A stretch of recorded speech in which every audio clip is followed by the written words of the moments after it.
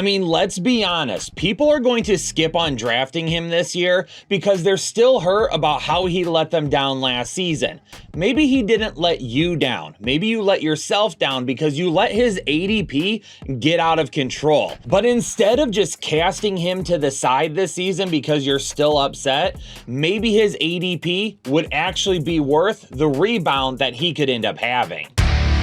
How bold do you need to be in order to win a fantasy football championship? Well, sometimes you need to mix in some of those bold calls with some of those safe calls to make sure you have the perfect balance and a team that can take you all the way. And today's show is going to be about a few bold calls that I have for the 2024 season and some superstar names that we're really trying to figure out if they're going to end up exploding, being what they always have been, or maybe they end up having a down year. And if you find yourself with a lot of questions this year and not a whole lot of answers, our 2024 fantasy football draft guide will be able to help with just that. And the best part is we've already released it. You can start diving into it now and get tons of information that we have been putting into the guide since March. Tons of rookie content, and every single day we're working on the redraft content, and it will continue to update periodically until week 1 kicks off.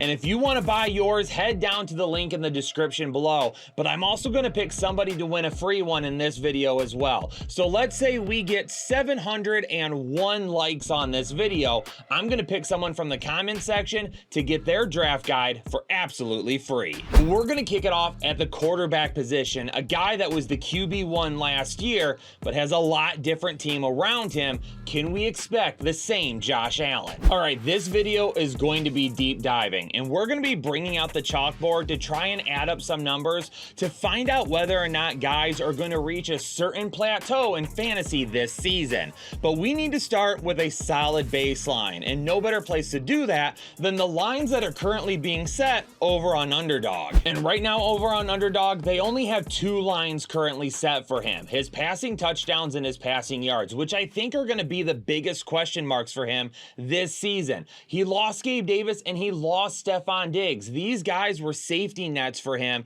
guys that he relied on the last few years, and now he's not going to have that anymore. So how will the offense look in 2024? And with his passing touchdowns currently set at 27.5 and his passing yards currently set at 3,800.5, what are the odds that he ends up going over or under those numbers? But first, let's do some math, and we're going to find out what will his fantasy points look like with those numbers that we see right now. For 27 passing touchdowns, he would end up scoring 108 fantasy points. And for 3,800 passing yards, he would end up scoring 152 fantasy points. Now, in most leagues, you get 4 points per passing touchdown, and you also get 1 fantasy point for every 25 yards of passing. Those numbers right there by themselves would come out to 260 fantasy points, which would bring him to quarterback 15. Now, clearly, there's some more things that we're going to need to take into consideration. Let's go ahead and add what his potential rushing yards would look like. So over the course of his NFL career so far, he's averaged 601 rushing yards per season. 1 fantasy point for every 10 rushing yards would give him 60.1 fantasy points at the end of the season. He also has averaged 8 rushing touchdowns every year. So 8 rushing touchdowns times 6 fantasy points would then equal 48 fantasy points, bringing him to a total of 368.1 projected fantasy points when you take into consideration all of those numbers. And last season, that would have been good enough for the QB3 on the year. Now, before we move on, I will be completely honest. I am worried about Josh Allen this year. He's going to be missing a couple of big-time weapons from his offense that he didn't have before. Will the run game be more consistent with James Cook? How are things going to look in Buffalo this year? Has their window closed? There are some things that we need to think about just outside of the numbers, but history tells us that Josh Allen should end up being just fine. If we take a look at his history, he's had more than 27 passing touchdowns in each of the last 4 seasons, and he's gone over 3,800 passing yards each of the last 4 seasons as well. And his fantasy points have been pretty steady since 2020, the year that Stephon Diggs came to Buffalo. Since then, he's finished as the quarterback 1 3 times in 2020, 2021, and 2023, while finishing as the QB2 in 2022.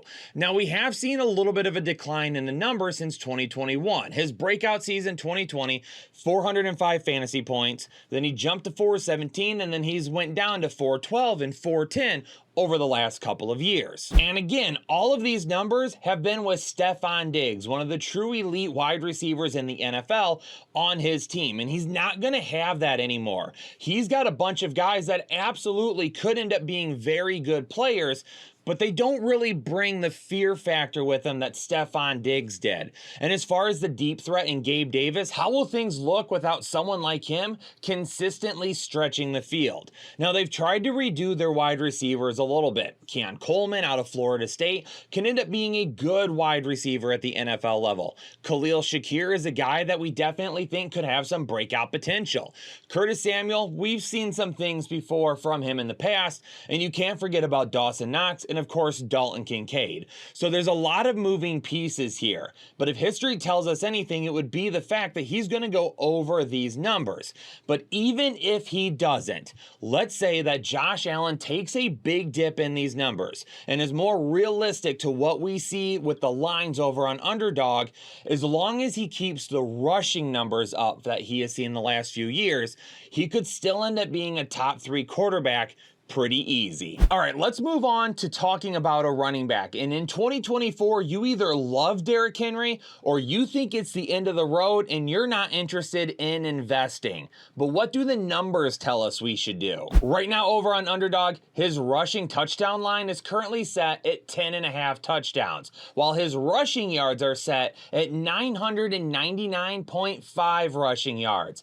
And there's something about those numbers that just make me feel a little bit sick, because I honestly don't know how he doesn't hit those numbers. But let's do the math. Let's break it down and see what it looks like. All right, so if he hits the 10 rushing touchdowns currently set over on Underdog, that's going to give him 60 fantasy points from those touchdowns. 999 rushing yards, 1 point for every 10 rushing yards, is going to give you 99.9 fantasy points. Now, that's going to bring your total to 159.9 fantasy points, which based on those numbers alone, if he were to hit those, is the RB28.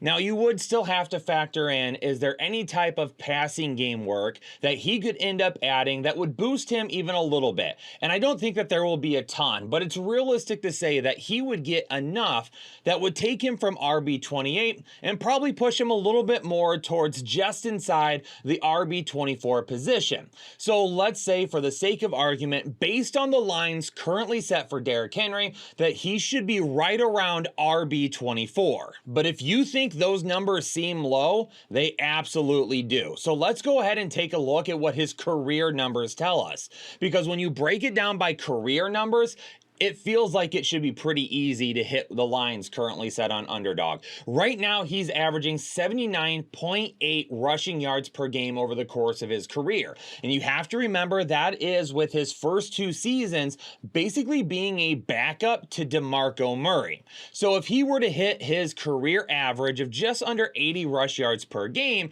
over the course of 17 games, that's going to give you 1,356 yards on the season, which would be 135.6 fantasy points. Now, he's run for 90 rushing touchdowns in his career. So let's go ahead and divide that by 8. 90 divided by 8, that gives him 11 rushing touchdowns per season since he entered the league. And again, that counts for the first 2 years in the league when the dude basically wasn't doing very much except backing up DeMarco Murray and only scoring 5 touchdowns. So that's a pretty substantial climb there. You multiply that by 6, that gives you 66 fantasy points. So based on his career numbers, while he was in Tennessee, that would give you roughly 201.6 fantasy points, which would have been right around around the RB12 last season. And again, one thing that I want to elaborate on is that some of those numbers are a little on the lower side because yes, his first 2 years he was basically a backup, and then this past season his career averages were a lot lower than normal because the offensive line and the structure of the offense was completely different. Now he's going to a team that has a better offensive line, has a better quarterback, has a more dynamic offensive game plan. So what do the numbers tell us could potentially end up happening this year? Well, over the course of the last 6 seasons, Derrick Henry has scored at least 10 rushing touchdowns every single year. His line is currently set at 10.5. So if you wanted to go higher than 10.5, 6 straight years would tell us he should end up being able to do that with ease. Maybe you're a little bit more worried about the rushing yards, and I get that. But Ravens running backs in 2023, which included guys like J.K. Dobbins, Gus Edwards, Justice Hill, Melvin Gordon, guys that don't put up decent fantasy points and guys that are consistently hurt. Those guys put together last season, and these numbers do not count Lamar Jackson, they had 1,696 rushing yards and 20 rushing touchdowns. And again, those numbers do not include Lamar Jackson. Those numbers are only from their running backs last season. Even if Derrick Henry is leaving his prime and headed towards the final year or two of his career, there is no way that that group of running backs that I just mentioned will put together those type of numbers, and Derrick Henry by himself with a few touches scattered to a couple of different people wouldn't put up numbers better than the lines currently set at underdog. I would absolutely hammer higher on both the rushing yards and the rushing touchdowns, and I feel great about it. As long as Derrick Henry stays healthy, he's going to be a guy that's going to have a big season. One of the most popular breakout candidates at the wide receiver position is the New York Jets' Garrett Wilson. And with the hope of Aaron Rodgers being fully healthy, a lot of people feel like he could potentially end up having a huge breakout. And I will mention, I did re-record this portion of the video. When I saw the videos online surface of Aaron Rodgers kind of looking at that heel, kind of wobbling around, limping a little bit at training camp, nothing official as of this recording in terms of is he dealing with a setback, is he injured again, or anything like that. So just keep an eye on that. But for right now, I'm going to move forward under the assumption that Aaron Rodgers is just fine. And over on Underdog, he's got some interesting lines. And the first one is going to be his receiving yards, currently set at 1,200.5. But it's the touchdowns that I find the most interesting because he's got 2 different lines, both set at 7.5. But the odds for him to go over those are a lot lower than the odds for him to go under the 7.5. So essentially what Underdog is saying is that they feel really confident in him going over 7.5 touchdowns. But you could get a spicy pick in and get a little bit of a boost if you feels like he goes under those. But once again with the chalkboard, we're going to take exactly those numbers. If he were to hit 7 receiving touchdowns this season, that would give him 42 fantasy points from touchdowns alone. His 1,200 receiving yards would end up giving him 120 fantasy points, which would be at the wide receiver 35 spot with 162 fantasy points. But that doesn't add in what could potentially happen based off his catches. Now, like everything we do here, we talk about things in a half PPR format. So what could his receptions end up looking like? Well, if he hits the 1,200 receiving yards and he averages 11 yards per reception, which is what his average was back in 2023, that would set him up for 104 receptions on the year, which would be 54.5 half PPR fantasy points, giving him a total of 216.5, making him the wide receiver 11. So just based on those numbers alone, the line's currently set over on Underdog, and taking into his account his yards per reception last year to try and figure out his overall receptions, he's getting inside the top 12 based on those numbers alone. And I absolutely think that he has a great shot at both of those numbers. numbers. While the New York Jets have added some weapons to that offense, none of them are the playmakers that Garrett Wilson is. And Garrett Wilson and Aaron Rodgers had a chance to work together a little bit last year before Aaron Rodgers went down with his injury. And Aaron Rodgers has went as far to say that he feels like Garrett Wilson will be able to fill the same role that Davante Adams did with him while they were in Green Bay together, which always gets me to thinking, what did the numbers look like with Davante Adams and Aaron Rodgers? And I tell you, those numbers obviously will look really, really good. They're going to look a lot better than what Garrett Wilson's numbers have looked like so far. So I'm not really trying to compare Garrett Wilson and Davante Adams. I'm trying to compare what would Garrett Wilson do with Aaron Rodgers compared to what Davante Adams has done.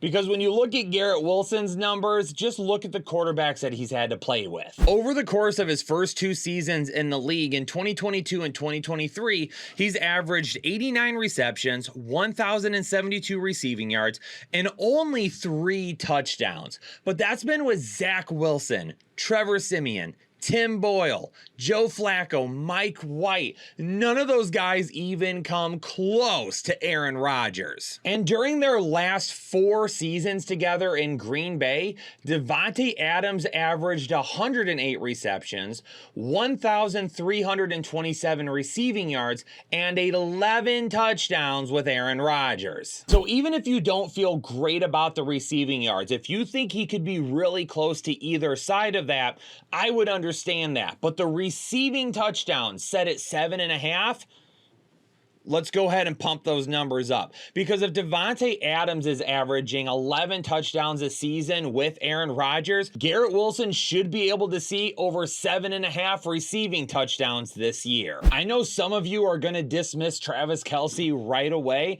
but I don't think you should. I mean, let's be honest. People are going to skip on drafting him this year because they're still hurt about how he let them down last season. Maybe he didn't let you down. Maybe you let yourself down because you let his ADP get out of control. And now that it's not going to be such an early pick to get him, it actually may be best to take a shot on him this year. But instead of just casting him to the side this season because you're still upset, maybe his ADP would actually be worth the rebound that he could end up having. And right now, his lines over on Underdog are pretty darn modest. The receiving touchdowns are set at 8.5. The receiving yards are set at 950.5. So let's say he gives you those numbers. What would you be looking at in terms of fantasy production? Once again, we're going to use our trusty chalkboard to figure out if Travis Kelce is still worth drafting in 2024. His 8 receiving touchdowns times 6 would give you 48 fantasy points based on those touchdowns alone. His 950 receiving yards divided by 10 would give you 95 fantasy points. His 143 fantasy points just based on receiving touchdowns and receiving yards for the line set over on Underdog would give him 143 fantasy points, which alone would make him the tight end 8 on the season. But once again, we have to add in his fantasy points from receptions. If he comes in with 950 receiving yards and you divide that by the 10.6 yards per reception that he averaged in 2023, that would come out to 89 receptions or 44.5 half PPR fantasy points, which would be 187.5 overall, which would have made him the tight end 2. Now, there's going to be some people out there that are going to push back on this, and you're basically going to say, well, what if Travis Kelce is really just coming to the end of his career? What if he doesn't quite have it anymore? But I don't know if we can take a look at the last 2 years and say that's a downward trend because of his age. I think it's more about the offense, because their offense changed dramatically when they lost Tyreek Hill, and they added something back that's been missing for a while now. It's the speed on the outside. Xavier Worthy and Marquise Brown are going to bring a tremendous amount of speed on the outside to keep defenders honest down the field. And then if Rashee Rice does end up playing, then you could also see him potentially in the slot. Maybe they move Marquise Brown in the slot. They're going to do a lot of different things with those 3 wide receivers. Now, you can't pay attention to 3 good wide receivers and also pay attention to Travis Kelce over the middle middle of the field. It's going to space things out. Those safeties that were creeping up and keeping Travis Kelce from having big plays or covering him last year are now going to have to drop back to help on the outside. And if you don't believe in this trend, that's okay. But Travis Kelce scores double-digit touchdowns every other year so far over the last 6 seasons. In 2018, he went to 10, down to 5, up to 11 in 2020, down to 9, up to 12 in 2022, down to 5 in 2023. So of course in 2024, that means he would end up having double-digit touchdowns. All right, that is not locked in stone fantasy analysis. It's just really interesting to see that. And I do think that he can get back to that number. And let me just talk about that 10.6 yards per reception that he averaged in 2023 again real quick. We used that a few minutes ago to try and average out how many receptions he could potentially end up having. But that 10.6 was pretty low compared to the 6-season average when Tyreek Hill and Travis Kelce played together on the Chiefs, where he had 12.9 yards per reception. And his average over that time was 94 receptions for 12.9 yards per reception, equaling out to 1,212 receiving yards during that time span. So if you're sitting out there right now and you believe that Travis Kelce still has it, he's still one of the best tight ends in all of football, and he's still going to be very productive for fantasy purposes, yeah, maybe we don't spend a first-round pick on him this year. Heck, maybe we don't spend a second-round pick on him this year. But if for some reason we could get him at the beginning of the third, maybe it's worth taking a look at now, because his ADP will not be one that kills us and takes away shots at other positions, and the bounce back absolutely could be on. But Headliner Nation, there are some bold predictions coming for the 2024 fantasy football season. Let me know what you think down in the comments below. Which one of these guys are you most willing to buy into based on the information I provided you today? Make sure you hit the like button and comment so you get a shot at that free fantasy football draft guide. But for now, Headliner Nation, I'm going to go ahead and get out of here. YouTube's going to recommend one of our last videos to you. If you missed it, make sure you watch it right now. Peace out, Headliner Nation. Stay safe, stay healthy, subscribe and turn the bell notifications on, and I'll catch you all on the next episode of the Fantasy Headliners.